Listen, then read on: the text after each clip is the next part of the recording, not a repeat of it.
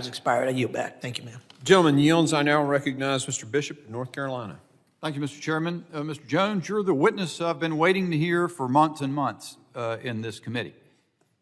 You talked about and I forgot how you described it, ultra-violence. What did you say about, what did you call the violence? Hyper-violence. Hyper-violence among Mexican cartels. I've questioned witnesses here before about in January in Culiacan, I believe, there was open warfare, 50 caliber machine guns being used, narco tanks driven by cartel soldiers against the Mexican army. This was the second taking, or the second effort to take Ovidio Guzman, I believe. And you have said, I think it certainly is, I have some concern about militarizing this dispute and having the United States military take on the Mexican cartels. I'm open to the debate on that. But there's another aspect of this that is of interest to me, and I wonder if you can comment on it, because the wristbands that you hold up testify to it. You talked about what did you call that? Bondage slavery? Debt bondage, sir. Debt bondage, yes, sir. And so you got hundreds of thousands, or at least 150,000, 200,000 migrants entering per month. Mexican cartel has tabs on all of them. We saw the headline the chairman put up during his opening statement from the New York Post that Honduran migrants were operating the drug trade, or I believe is what they said, in San Francisco, a very troubled place, as you know. What prevents, as they bring these very vulnerable human beings that they have absolute control over and knowledge of into the United States, they're keeping tabs on them, these criminal organizations, could they not develop the same sort of hyper violence in the United States that we're seeing in Mexico, given sufficient time? And they will. I can assure every member here, if you do not take action on this and change what we are doing and look at them not as you are hearing as criminals, but truly as terrorist organizations and leverage the full weight of this government, it is coming here. I worked in 2015 the beheading of an individual in Port Isabel, South Padre Island, that was committed by a U.S. Border Patrol working directly for the Gulf Cartel. He was gutted from the navel up, all the way up.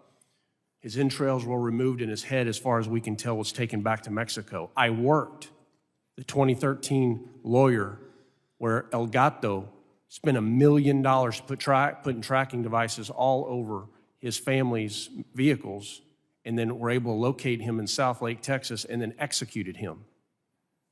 So they are here, sir. They are here, and they are among us. The people who've erased our borders as a means of improving their voter population already have gotten more than they bargained for, I'd say, in the fentanyl deaths I'm going to ask Mr. Maltz about next. But they also may see yet more. We may see the same sort of open militarized conflict with our own law enforcement and military resources here in the United States. That's what you're saying.